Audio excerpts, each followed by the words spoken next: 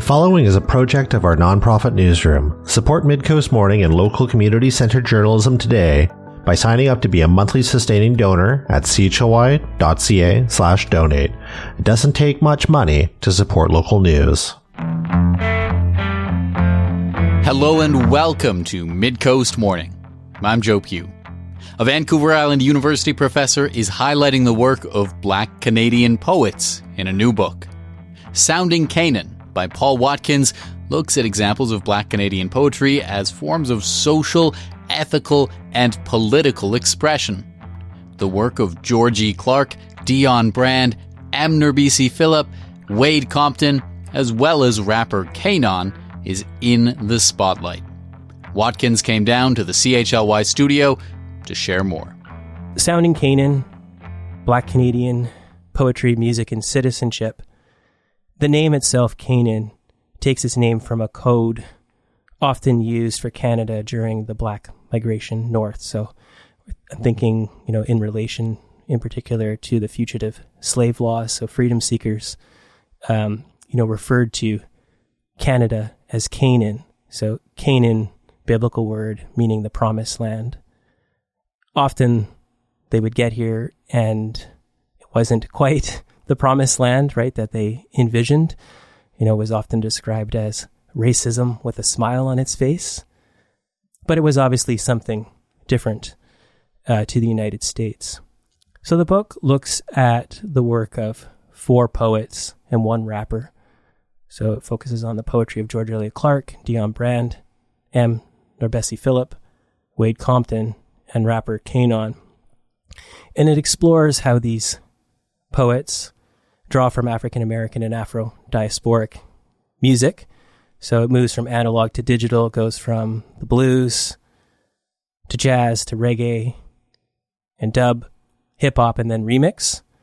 And I talk about how they use music and how they use poetry to reshape ideas of identity and citizenship. And I make the case that citizenship, like music, is not confined to one space. Say there was someone out there who'd never heard of anyone whose work was featured in the book. If you were to introduce maybe one poet to people today, who would you want people to know about? Oh, that's a good question. Idealistically, I would want them obviously to know about all the poets. So maybe I could just mention just very briefly even my own experience, right? So while doing my BA at UBC, I actually didn't encounter, unfortunately, right, any of these poets in any classes. And I think you can actually still go through a university degree at many institutions and unfortunately not encounter a work by a Black Canadian poet, even though I think, there's some of the best poets working in the medium today, not just in Canada, but in the world. So sort of by chance, actually, in a bookstore, I discovered a book of poetry by George Elliot Clarke, Blue, and read it and was just like, wow, blown away, right, by the musicality of it.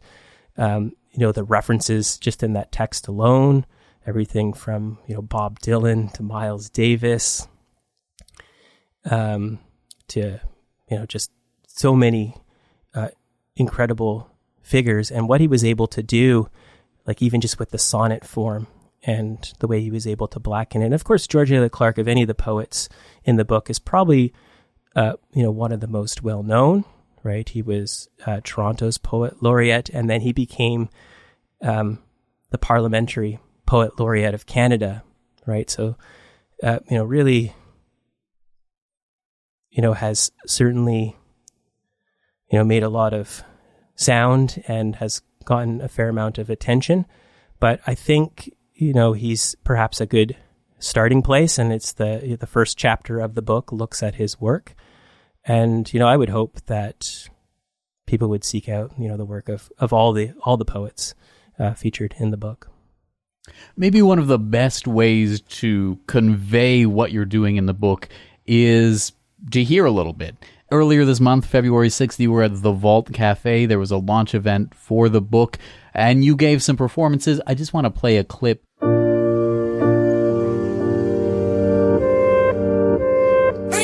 Canada, just to the north, land of freedom for the freedom seekers, seeking something to believe in, hopelessly dreaming and praying, following the North Star, reaching for Canaan, only to find a new racism smiling with deceit. History cries out, its pages stained to teach, but is Canaan something that's just always out of our reach? Listen, the Canaanites strum songs from a sonorous past into the ears of a disharmonious caste, seeking freedom at last, because citizenship is something we collectively enact. So freely imagine what Canaan could sound like and be. Plant the seeds. Remember, nobody's free until everybody's free. Can you tell me a little bit about what we just heard? For sure. So, I mean, there's a lot of ways to present a book, but I really wanted to take that DJ methodology as a living praxis and, find a unique way to sound the ideas and the poets that are featured in the book. So I only had about 3 weeks to put it together, but I recontextualized a number of the samples that come into the work. So actually that's a remixed version of Oscar Peterson's hymn for freedom. And it's performed there on my portable sampler. It's an SP404. And it's taking ideas in particular from the overture in the book and performing them. And some of the other segments had stuff that featured material from the poets themselves. Part of that DJ methodology was to decenter my own position at times. So I wanted to, create a mix or a kind of mashup of ideas where, there's my idea and my interpretation, my reading of the work, but also the poet's understanding of those ideas. And so using that DJ methodology approach, I made sure to bring in, the voices of the poets themselves. And part of the performance is trying to emulate that exact approach in the book. I want to go back to a few ideas that came up in that clip we played. So the title of the book, Canaan, this idea of Canada as this promised land that then maybe in some cases doesn't live up to the promise. One of the themes you touched on in the book was nationalism and nationalism's place, particularly when you were looking at the work of George E. Clarke and speaking with him. You talked about this idea of like a cosmopolitan nationalism and Canada's official multiculturalism. That came up over and over again. I'm wondering if you could just tell me what some of your thoughts are on that subject, on that idea of multiculturalism in Canada, having just worked on this book about Black Canadian poetry. Yeah, so that's a really good question, and it's something, I take up, pretty early in the book, certainly in the overture and, the prelude. And yeah, Canada proved not to be the place, right, that Frederick Douglass envisioned as where the wild goose and the swan repaired at the end of the winter, right? In truth, right, Canada remains, it's a settler colony, right, founded on genocide.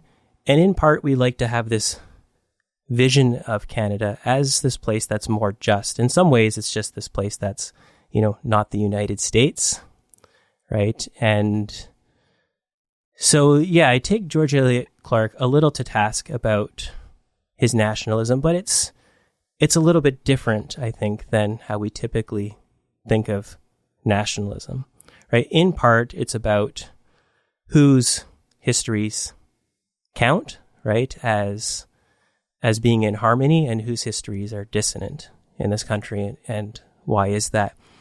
So, Clarke is an incredibly adept archivist, showing Black Canadian presence in this country going back, to 1785 in terms of a literature, right, and tracing that, all the way to today. And so his nationalism, it's a kind of complicated nationalism, but in part, I think he's trying to make more space for Afro-Acadian history, right? Histories that have been elided, to show that it's very much a part of, Canada's history. So I talk about multiculturalism in the book, and I talk about both like the comedy and the tragedy of multiculturalism. So I think there's certain aspects of multiculturalism, we want to hold on to, right? I think, to a degree, most countries are multicultural in the extent that there's an acculturation taking place, that there's the mix and mash of different ideas from, multiple cultures. But Canada is the only country in the world, as far as I know, that has an actual multicultural policy. And, part of that, comes actually out of the civil rights movement. So Pierre Elliott Trudeau is very much influenced by Martin Luther King Jr.'s ideas of the just society. And his convention victory actually shared front page headlines with the assassination of Martin Luther King Jr. So many theorists have talked about, multicultural policy itself as, a sedative politics, or, sometimes being sold to newcomers as snake oil. So I share some of those concerns in the book, but we also see this rise, this very dangerous rise of far-right nationalism creeping up. I was recently, I forced myself to listen to the interview between Jordan Peterson and Pierre Poilievre. And in there, they're talking about, the danger of multiculturalism. So we see this, being reflected in sort of anti-immigration sentiment, not just in the United States, right, but in Canada. We've had multiple countries and their leaders declare that multiculturalism is dead and we need to return to English values or French values. And so one of the things that I argue actually is that, Canada is uniquely poised in a position where fragmentation, where difference, where multiculturalism can actually be our story, right? That's something that we can embrace and that we can be exemplary in and model. Often we don't sort of rise to that. And again, often in relation to the US, we get this rise of nationalism sort of happening again. And whenever I see that, it makes me a little bit uncomfortable, but I sort of, understand. How does the present moment maybe influence your thinking on some of the points you've just been talking about, where that idea, recent political developments have maybe put that idea of, well, sometimes Canada likes to be a little bit smug about itself, but really we're just sort of not the United States. Do your thoughts on the issue evolve a little when that point of we're not the United States becomes a little bit more maybe visceral? Yeah. So, obviously, I think the sort of threats around annexation have become a little bit more than, just words, and even if they are just words, right? Words have symbolic meaning, words have power, words shape perception. And, I think that, and you don't want something, you're right, to feel sort of relevant in this kind of way. But I think the poets, through their poetry, through their transnationalism, sometimes through their, outright rejection even of the label Canadian, model a kind of, inclusive future, right, that allows more space for discordance, for example. One of the terms that I mentioned in the book is sonic citizenship. So when I came up with this term, I was like, oh, this is, a great term. I wonder if anybody else has used it. So I did, first thing you do, you go to Google. I did find a theorist who had used the term, Vincent Andrusani. And he was talking about it in relation to the role of sound in Havana. And he highlights the enduring presence of ice cream vendors whose sounds connect the city spaces, despite shifting historical and political contexts. So similarly, I argue that listening to the poets in Soundin Canaan closely, right, listening to their poems, to the sounds, to the musical samples they incorporate, also constitutes this act of sonic citizenship, right? That the poetry is modeling this for us. This immersive practice of reading, of listening, is a good way that shows us how to navigate and inhabit life in Canada, sometimes beyond the nation state. So it underscores the ways in which cultural identity and inclusion are negotiated through, poesis, through music, through lived practice.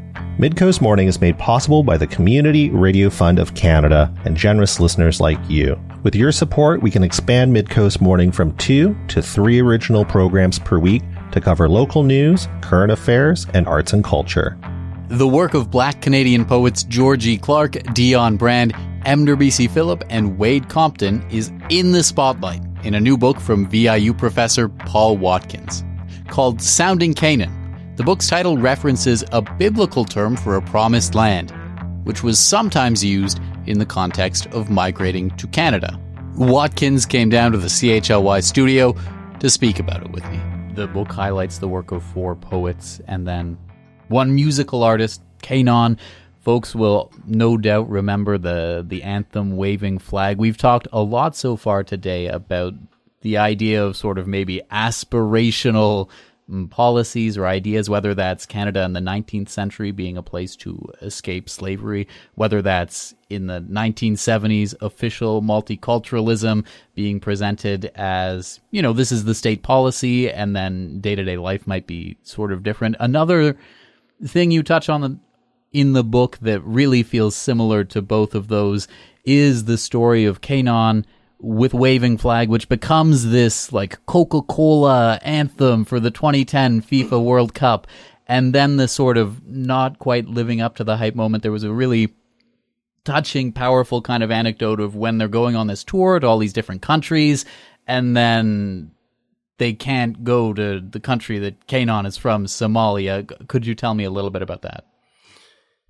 Yeah, so that's part of the comedy and tragedy of multiculturalism, right? So in that particular chapter, I also talk about, corporate multiculturalism, right? And the way that these things are often subsumed and, changed through corporate interest.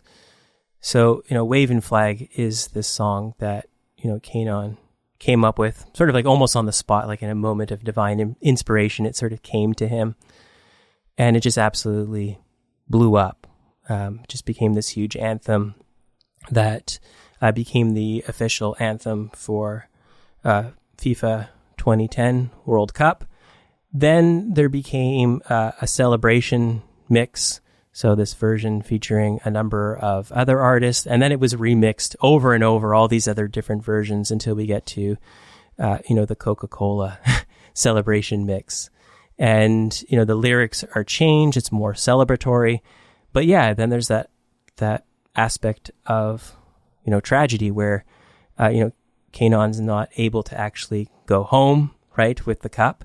And he reflects on that, right? And he made one more album actually after Troubadour. He made one more album and then sort of stopped making music, right? In part because he felt, that he was losing his way, right? That his music was just becoming something corporate. And so I really appreciate that aspect of integrity. And I think there's a lot of integrity in, all the work of the poets in this book and the very unique ways that they push back, right? They unsettle, they discomfort us in ways that hopefully enlighten us and, get us to really think about our place, not just in Canada, but in the world. You talk a little bit in the book about doing some of this work as a non-Black scholar. Do you have any thoughts on how you might suggest people engage with the work of Black poets, Black artists as non-Black, I'll say, like consumers of art in a good way? Yeah, no, that's a really good question. It is Black History Month. And, for me, it's about, not trying to speak over, not trying to appropriate, trying to do your best to listen, right, in a really genuine way. And one of the things I'm really trying to do more than anything in the book is to trumpet the work of these poets and say, listen, there is some really critical and important stuff that, everybody needs to hear. In your book, you're combining analysis of music and poetry. I feel like correct me if I'm wrong, but I feel like in our culture, one of those things is a lot more, I'll say, accessible. It's a lot easier to be exposed to without having to actively seek it out.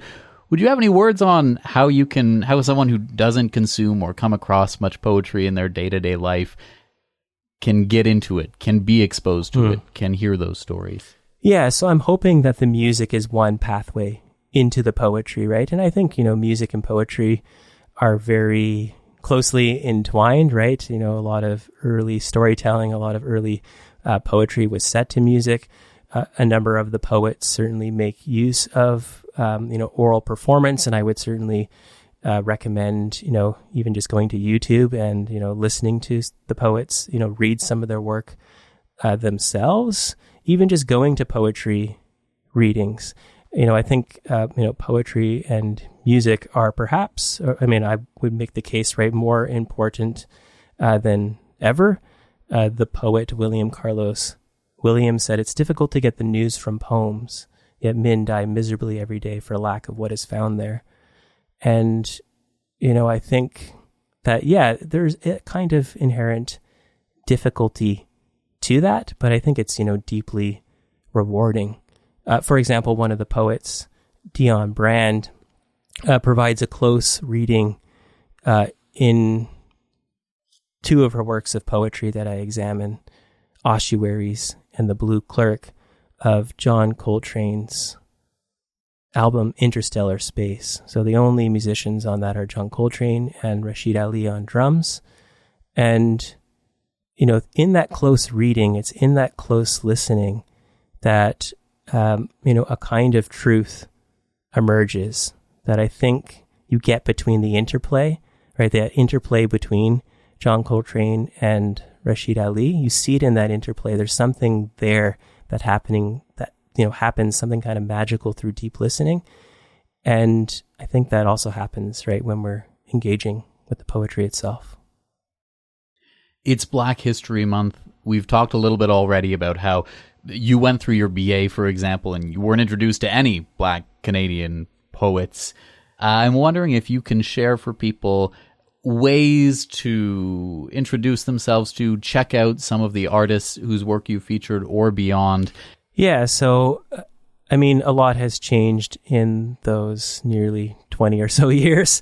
A lot still hasn't changed in a lot of ways, of course, in this country. In some ways, a lot of the politics feel very regressive, sort of the pendulum swings back and forth. And I would say that the poetry is a little more accessible, except, it's often the poets who have to sort of write about, their art and their own practice.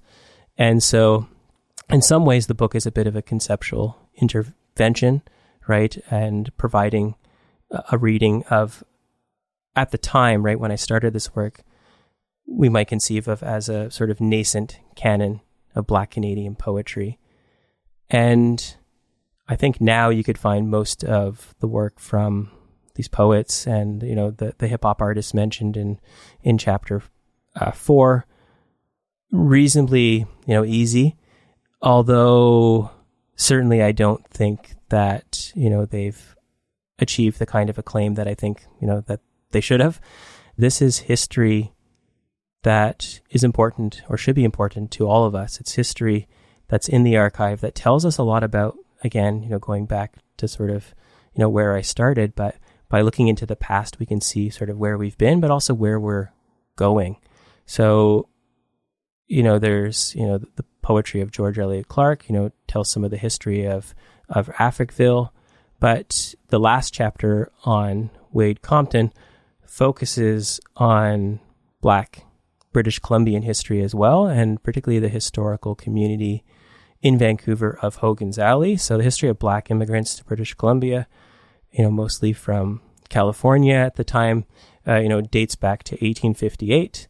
Many of these Black settlers initially settled in Victoria and Salt Spring Island, but eventually moved to Vancouver as it became the economic epicenter of BC.